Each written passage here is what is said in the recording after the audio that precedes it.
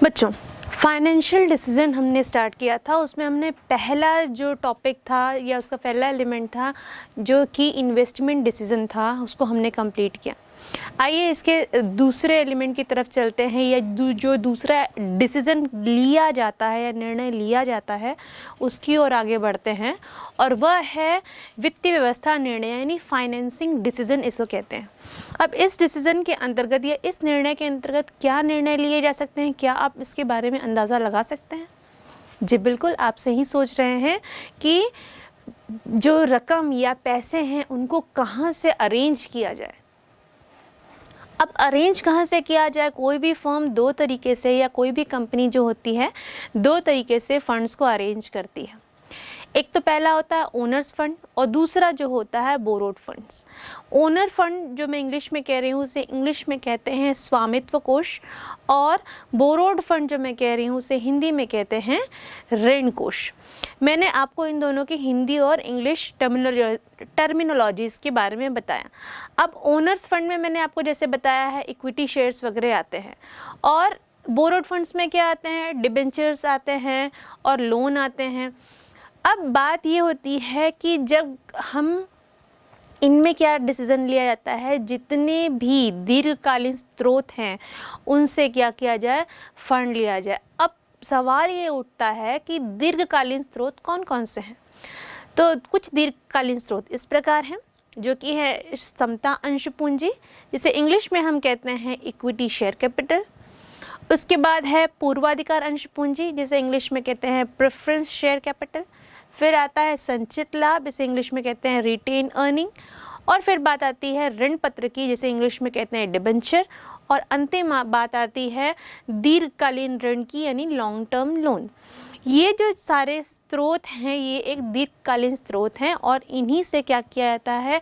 एक जो वित्तीय प्रबंधक होता है वो वित्त को अरेंज करने की या प्राप्त करने की कोशिश करता है। जब इसमें सबसे बड़ी बात ये होती है कि फंड लिए कहाँ से जाए या अरेंज कहाँ से किया जाए। अब बच्चों, अगर आप बोरोड फंड की बात करें या ऋण की बात करें, तो ये जो फंड होता है ये सस्ता फंड होता है।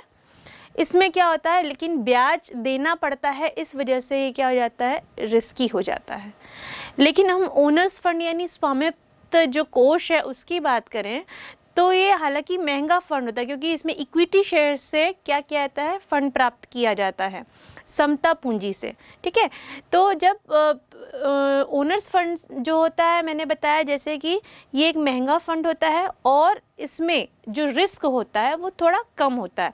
लेकिन क्या होता है, जब ओनर फंड से लिया जाता है तो इसमें शेयर होल्डर्स की संख्या बढ़ गई यदि, तो इससे कंपनी को लॉस हो सकता है, क्योंकि उसने जितने भी लाभ अगर अर्जित करेंगे तो उसे लाभ को उनको देना भी पड़ेगा। तो इसलिए कहीं से भी हम फंड लेते हैं या कंपनी फंड अरेंज करती है तो उसे दो चीज़ों के बारे में पहले क्या करना चाहिए? कंपैरिजन करना चाहिए, या दो चीज़ों का विश्लेषण करना चाहिए।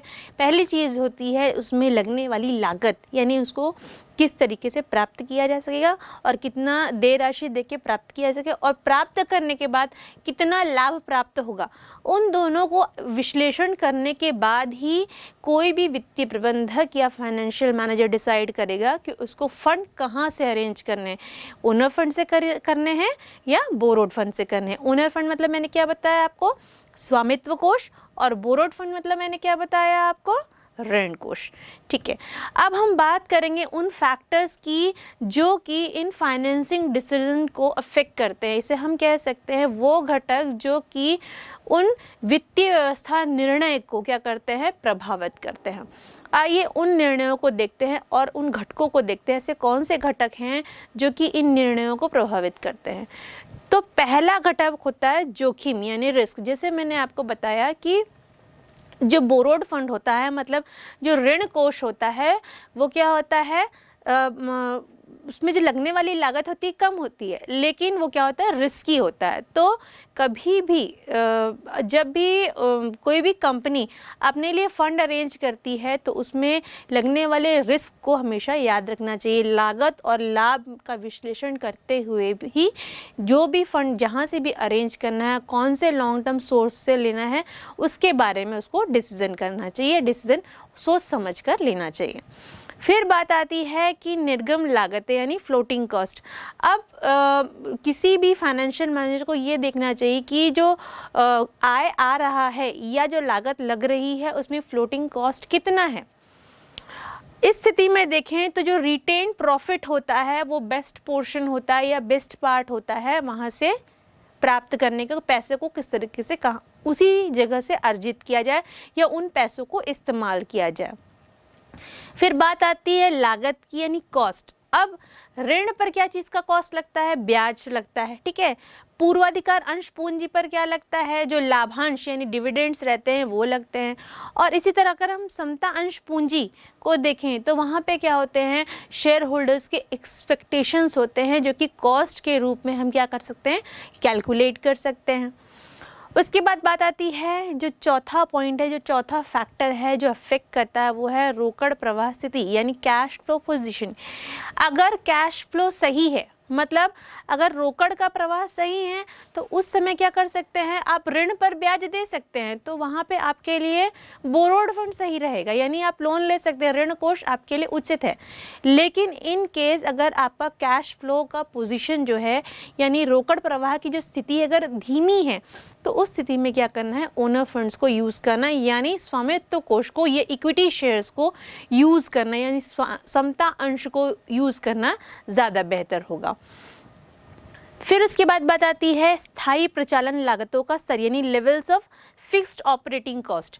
देखिए बच्चों, इसमें जो होती हैं, जो ऑपरेटिंग कॉस्ट होती हैं या जो ऑपरेटिंग कॉस्ट होती हैं, सॉरी, फिक्स्ड ऑपरेटिंग कॉस्ट होती हैं, वो दो प्रकार की होती हैं। पहली होती है स्थायी प्रचालन लागतें और दूसरी होती हैं स्थायी वित्तीय लागतें। अब स्थायी प्रचालन लागतें क्या हो सकती हैं, स्थायी प्रचालन लागत में आप इंक्लूड कर सकते हैं, मान लीजिए आपको बीमा करना है या अपने एम्प्लॉयज़ को वेतन देना है या भवन का रेंट पे करना है, ये सब किस में आएंगी, स्थायी प्रचालन लागत में आएंगी। और अगर स्थायी वित्तीय लागत की बात करें तो इनमें ऋण पर जो ब्याज देते हैं वो सब चीज़ें इंक्लूड होंगी। तो अगर मैं बताती हूँ इसमें जो ऊपर वाला पोर्शन है यानी स्थायी प्रचालन लागतें, ठीक है, अगर ये ज़्यादा है तो क्या है, स्थायी वित्तीय लागतों को कम कर देना चाहिए यानी ऋण पूंजी का उपयोग नहीं होना चाहिए। और यदि स्थायी प्रचालन लागतें कम है तो वहाँ पे क्या कर देना चाहिए, स्थायी वित्तीय लागतों का उपयोग करना चाहिए। इसी तरह हम छठवें फैक्टर या छठवें घटक की ओर बढ़ें तो छठवां घटक कहता है कि पूंजी बाजार की स्थिति यानी स्टेटस ऑफ कैपिटल मार्केट। जैसे कि बच्चों आप जानते हैं कि जब मार्केट बूम पे रहता है, मतलब जब मार्केट ऊपर चढ़ा रहता है तो वहाँ पे लाभ ज़्यादा प्राप्त होते हैं। उस स्थिति में क्या होता है, जो इक्विटी शेयर्स में लोग, जो शेयर होल्डर्स हैं वो विनियोग करना चाहते हैं या समता अंश में विनियोग करना चाहते हैं। लेकिन जैसे ही मंदी की स्थिति आती है तो वहाँ पे क्या हो जाता है, लाभ कम हो जाता है। तो उस स्थिति में क्या होती है, जो शेयर होल्डर्स होते हैं वो थोड़ा ना थोड़ा किसी न किसी प्रकार है वो लाभांश प्राप्त करना चाहते हैं। इसके लिए वो क्या करते हैं, ऋण पूंजी को प्राथमिकता देते हैं। ठीक, आशा है आपको मेरी बातें समझ में आ रही होंगी। आगे बढ़ते हुए हम समझते हैं सातवें घटक की ओर। सातवां बिंदु है नियंत्रण को माने यानी कंट्रोल कंसीडरेशन। देखिए बच्चों, अब अगर अगर शेयर होल्डर्स का जो कंट्रोल है या शेयर होल्डर्स की संख्या अगर ज़्यादा है तो क्या होगा, उनका कंट्रोल कंपनी पर ज़्यादा हो जाएगा, जो कि स्थिति सही नहीं है। तो इस स्थिति में क्या करना है, समता अंश पूंजी से बचना चाहिए। तो बच्चों ये जो हमने घटक पढ़े, जो हमने 7 घटक पढ़े हैं, ये वो फैक्टर्स हैं जो कि वित्तीय व्यवस्था निर्णय यानी फाइनेंसिंग डिसीजंस को क्या करते हैं, अफेक्ट करते हैं या वित्तीय व्यवस्था निर्णय को प्रभावित करते हैं। आइए हम इसके बाद अगले निर्णय की ओर चलते हैं जिसे कहते हैं लाभांश निर्णय या डिविडेंड डिसीजन। अब सवाल उठता है कि डिविडेंड डिसीजन होता क्या है। अब कंपनी ने लाभ कमाया, ठीक है, तो वो क्या करेगा, अब इसमें अपने लाभों को शेयर करेगा, लेकिन अब वो क्या सब पूरे के पूरे लाभ को अपने शेयर होल्डर्स में बांट देगा, नहीं। उसे भविष्य में अगर ज़रूरत पड़ती है तो उसे लिए क्या करना पड़ेगा, लाभ को संचित करके रखना पड़ेगा, ठीक है। कुछ शेयर्स उसमें से अपने कंपनी के लिए रखना पड़ेगा कि इन फ्यूचर अगर उसको ज़रूरत पड़ती है, किसी कारणवश, मान लीजिए कोई मशीन ख़रीदना है, कोई लैंड परचेज़ करना है, या फिर कोई प्लांट आगे बनाना है, या कोई नया बिजनेस शुरू करना है, या कहीं भी मार्केट में पैसा लगाना है, तो उसके लिए उसके पास पर्याप्त रिटेन प्रॉफिट वो सिक्योर करके रखता है, यानी जो लाभ है उसको संचित करके रखता है। अब अगर हम इसमें जो फैक्टर्स है या जो घटक है उसको जाने जो इसको प्रभावित करते हैं, तो वो इस प्रकार है। पहला है आय, यानी अर्निंग। अगर अर्निंग अच्छी है, आय अच्छी है, तो शेयर होल्डर्स को क्या कर सकते हैं, डिविडेंड्स अच्छा दे सकते हैं। लेकिन अगर आय कम है तो इस स्थिति में आप शेयर होल्डर्स को क्या नहीं कर सकते, जो लाभांश है वो नहीं उतना अच्छा नहीं दे सकते।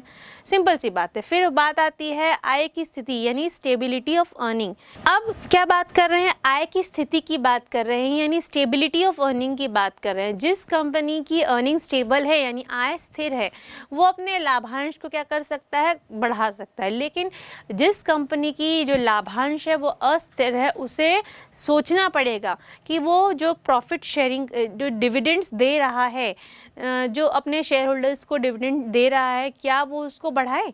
तो यहाँ पे बात आती है आय की स्थिरता की। ये जो दूसरा फैक्टर है, ये दूसरा घटक है जो अफेक्ट करता है, जो प्रभावित करता है लाभांश निर्णय को। इसके बाद बात आती है जो तीसरा घटक है वो है वृद्धि की संभावनाएं, ग्रोथ अपॉर्चुनिटीज़।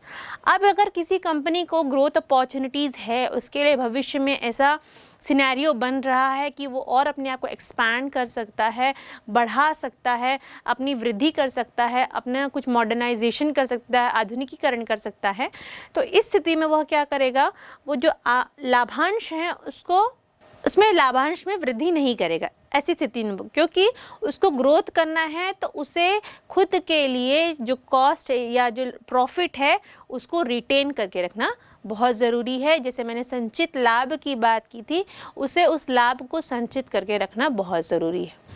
फिर बात हम करते हैं चौथे घटक की, वो है रोकड़ प्रवाह की स्थिति, कैश फ्लो पोजीशन।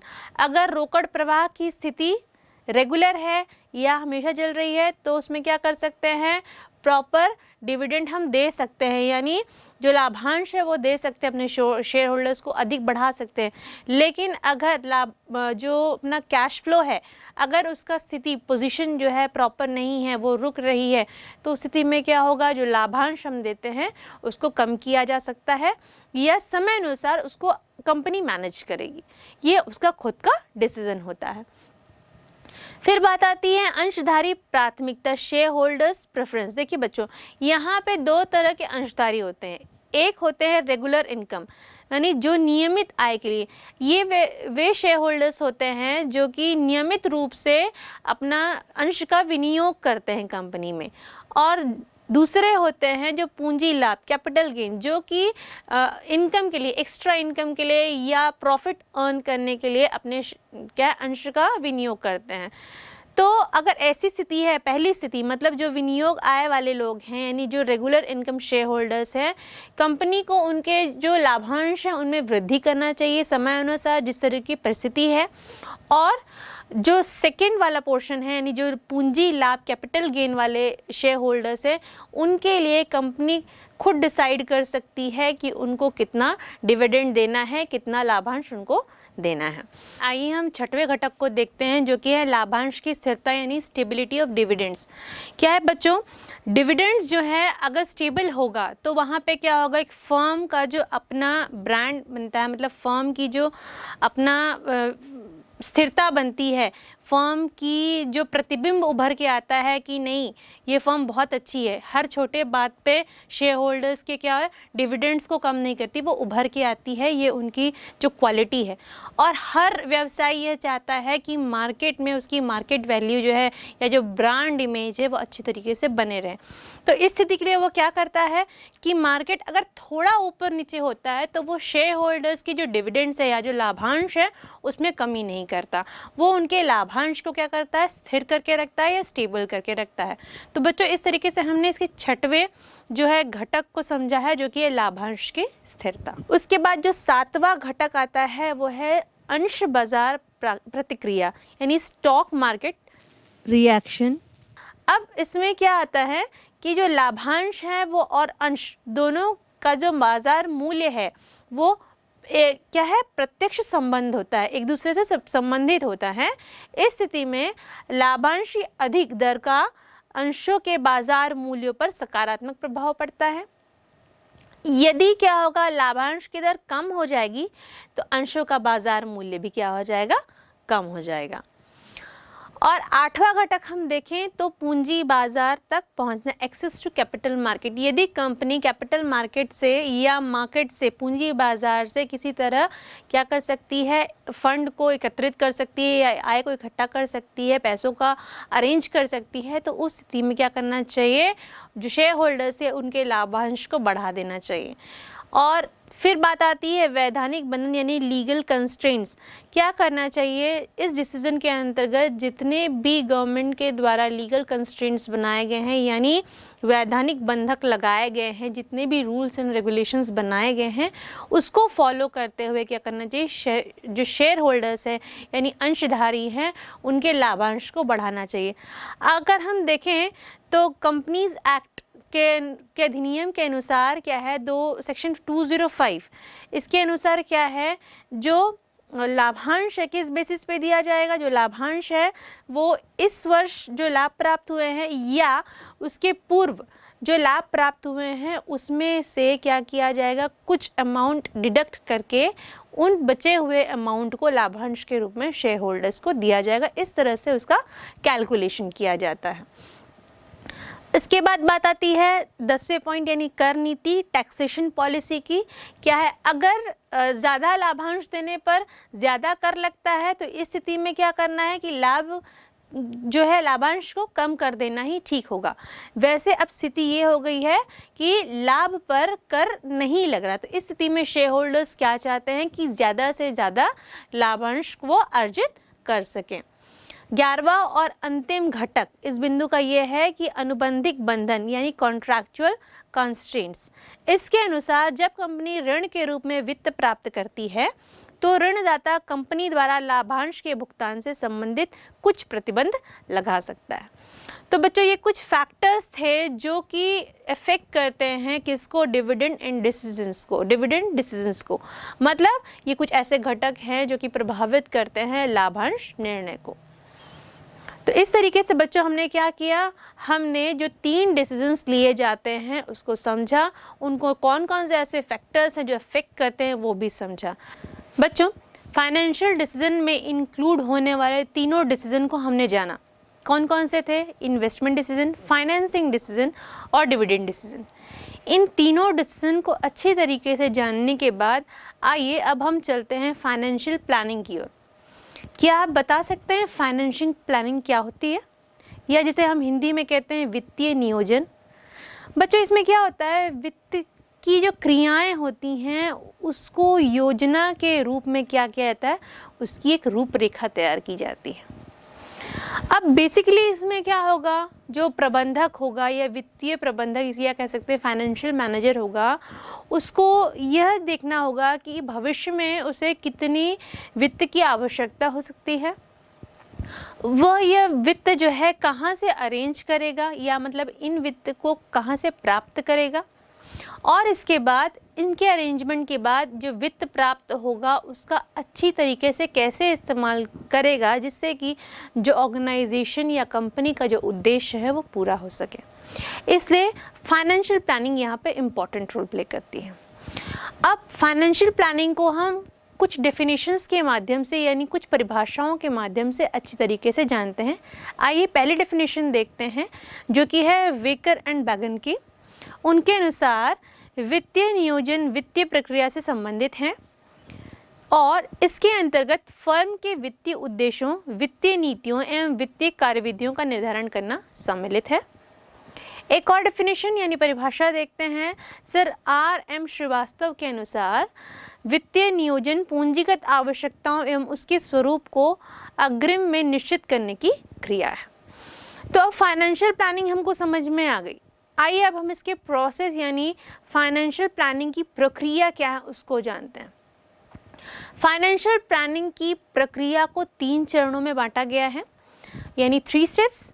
पहला चरण कहता है कि वित्तीय उद्देश्यों का निर्धारण करना, यानी डिटर्मिनेशन ऑफ फाइनेंशियल ऑब्जेक्टिव्स। अब ये कैसे होगा? जब वित्तीय उद्देश्य है उनका जो निर्धारण होता है बच्चों, वो उसमें किया जाता है, 2 प्रकार से किया जाता है। एक अल्पकालीन बेसिस पे किया जाता है, एक दीर्घकालीन इसमें किया जाता है। अब अल्पकालीन में क्या चीज़ें आती हैं? अल्पकालीन जब करते हैं तब कार्यशील पूंजी को इसमें शामिल किया जाता है ताकि जो पर्याप्त तरलता है वो बनी रहे। अब जब दीर्घकालीन हम वित्तीय देखेंगे तो उसमें देखते हैं कि उद्देश्यों के अंतर्गत जो प्राय संस्था की कार्यकुशलता को बढ़ाने के उद्देश्य से क्या कहते हैं, विभिन्न स्रोत होते हैं, उनसे पर्याप्त मात्रा में क्या कहते हैं, वित्त को एकत्रित करना शामिल होता है। अब हमने क्या किया, पहले चरण को समझा है। इसका जो दूसरा चरण है वो है वित्त नीतियों का निर्धारण, यानी डिटर्मिनेशन ऑफ फाइनेंशियल पॉलिसीज। जब फाइनेंशियल पॉलिसीज को डिटरमाइन किया जाता है या उनका निर्धारण किया जाता है तो उनके अंतर्गत निम्नलिखित पॉलिसीज आती हैं। कौन कौन सी पॉलिसीज? पूंजीकरण नीति, पूंजी ढांचा नीति, लाभांश वितरण नीति, कार्यशील पूंजी प्रबंध नीति और उधार नीति। इन नीतियों को ध्यान में रखते हुए वित्त के लिए प्रबंध करना है और इन नीतियों के अंतर्गत ही उस वित्त का प्रबंध करना है। आगे हम तीसरे चरण की ओर चलते हैं। दूसरे चरण के समापन के बाद तीसरा चरण कहता है वित्त कार्यविधियों का निर्धारण, यानी डिटर्मिनेशन ऑफ फाइनेंशियल प्रोसीजर्स। इसमें क्या किया जाता है कि जो हम इसको एक उदाहरण से समझें कि यदि प्रारंभिक वर्षों में समता अंश पूंजी पर निर्भर रहने का निर्णय एक नीति है, ठीक है, लेकिन समता अंश जो पूंजी है प्राप्त करने के लिए उठाए जाने वाले जो कदम है वित्तीय कार्यविधि के अंतर्गत आते हैं। तो बच्चों ये जो वित्तीय कार्यविधि है इसका निर्धारण इसमें किया जाता है। इसमें क्या है कि क्या एक्टिविटीज़ या क्या क्रियाएं होंगी उनको क्रमबद्ध तरीके से रखा जाता है और उसी क्रम में उसको क्या किया जाता है, फॉलो किया जाता है, जो कि मैंने आपको एक उदाहरण के माध्यम से समझाया। अब बात करते हैं वित्तीय नियोजन के उद्देश्यों की कि what are the objectives of financial planning. इसके 2 उद्देश्य हैं बेसिकली। पहला उद्देश्य कहता है कि समय पर वित्त उपलब्ध को सुनिश्चित करना, to ensure timely availability of finance. मतलब जिस समय पर फाइनेंस की या वित्त की आवश्यकता है उस समय क्या हो, हमको फाइनेंस अवेलेबल हो, जिससे कि जो कंपनी का ऑब्जेक्टिव है या गोल है उसको प्राप्त करने में आसानी हो। और दूसरा चीज़ क्या है? दूसरी चीज़ कहती है कि वित्त का उपयुक्त शेष सुनिश्चित करना, यानी to ensure proper balance of finance. इसमें क्या होता है, अगर रोकड़ शेष है, रोकड़ शेष की जो है वो आवश्यकता से अधिक है तो भी समस्या आएगी और आवश्यकता से कम है तो भी समस्या आएगी। अगर मान लीजिए हमारे पास किसी कंपनी को 10 लाख की आवश्यकता है उस समय और उसके पास 15 लाख रुपए हैं, ठीक है, उस समय क्या हो जाएगी, तरलता बढ़ जाएगी, ठीक है। और यदि 10 लाख की आवश्यकता है और मान लीजिए उसके पास 7 या 8 लाख रुपए, उस समय क्या होगा, कंपनी को क्या समस्या आएगी, उसको भुगतान करने में, किसको, अपने विभिन्न बिल है, बीमा है, वेतन, ये सब चीज़ों के भुगतान करने में उसको समस्या आएगी। तो इस स्थिति में क्या होता है कि वित्त का उपयुक्त शेष सुनिश्चित करना बहुत ज़रूरी है। तो बच्चों इस तरीके से हमने वित्त नियोजन के जो उद्देश्य हैं उनको जाना है।